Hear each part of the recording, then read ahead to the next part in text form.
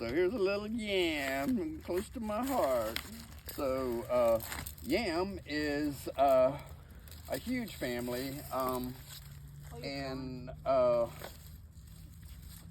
this is purple yam, and so this is what they would call ube, and what we're doing this video on. Oh, the purple yam, when I nick it like that with my finger, here's an aerial part of the yam. So when I nick the aerial part, you'll see that it is a true purple yam.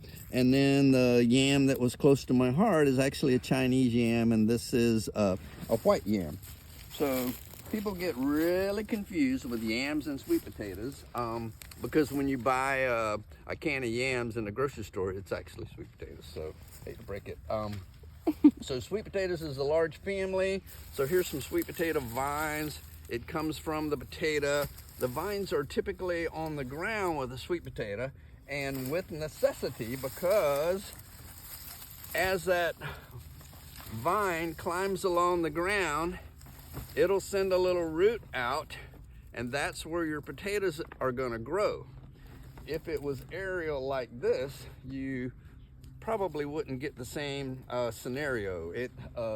Whereas this one doesn't want to be on the ground, it wants to climb up. So both the yam and the sweet potatoes come in different colors. This is the purple one, very much like the ube that we grew. This is a purple one, and this is purple skin but white flesh sweet potato. So it would be a little more starchy and a little less sweet. And then again, we've got that beautiful purple yam. The purple sweet potatoes is, as the name implies, a little sweeter, and then yam is more starchy. So it's usually used as a starch. So in this video, we will make the two dishes, the savory dish and then the sweet dish. I'm getting ready to make some cookies. Also with the sweet potatoes, we use this as a summer greens. So in the summertime, when our favorite collards and kale and mustards are not as happy, the sweet potato vines are going crazy. So the nice thing about sweet potatoes too is they cover a lot of ground, so they keep your garden area in the hottest part of the year cooler and shadier, so that less weed pressure grows in there. And then it gives you a good spinach crop by using the young leaves of the sweet potato vine. So those are awesome, and they grow at a time of year when a lot of things are really struggling, because the bug pressure in July and August gets through the roof, and the heat and the humidity is not a very happy situation for most vegetables in your garden, but sweet potatoes are loving it. This is the yam I planted kind of late in the summer, so it hasn't had that much time to grow, but it was a different color yam, and so I was interested in it. So I can fill the end of this particular one right here. Wow, that's a beautiful purple yam. So it's got roots all the way around it. I'm gonna dig a couple out here. There's one for me to try. I'll dig one for my helper to try. Oh wow, that's a big one there. That's the main yam there. I'm not sure if I want to dig that up quite yet. I think I might want to let that one grow another year.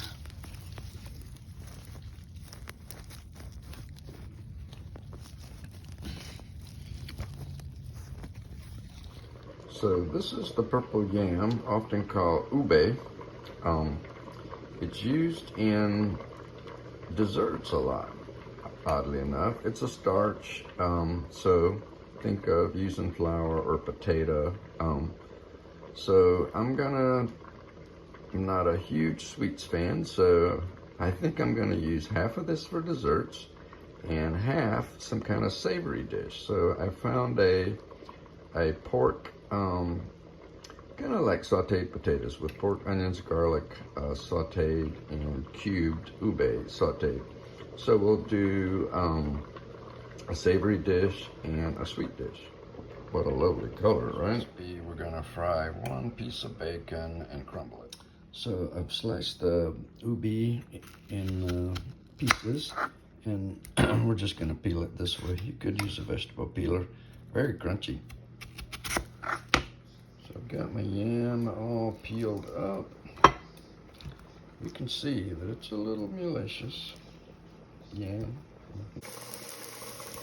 So I've got the yam diced, and now we're gonna put it in the sauteed onions. Do it like a home fry kind of thing. So unlike when I usually do home fries, I went a little bit by the video that inspired me for this dish, and put a little water in here to cook the ubis down. And then I'm gonna, flash all this off and then brown it. So we'll see how it turns out. All right, so here's my attempt at a savory ube dish. So what do I think? Not bad. It's actually still a little crunchy, still a little slimy, but not grossly. It's actually very yummy. I crushed that little piece of bacon up in it at the last minute, and a little salt and pepper, and then that's it.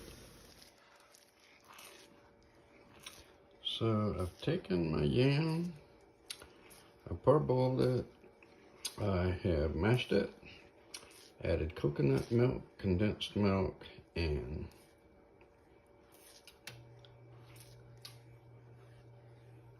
sweetened condensed milk, and a little bit of butter, and a little bit of sugar, and we have got some magic going on.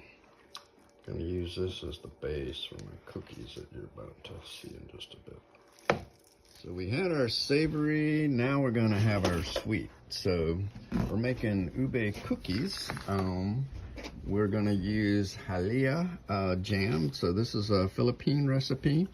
So the jam, I'll send you the link for the recipe at the bottom.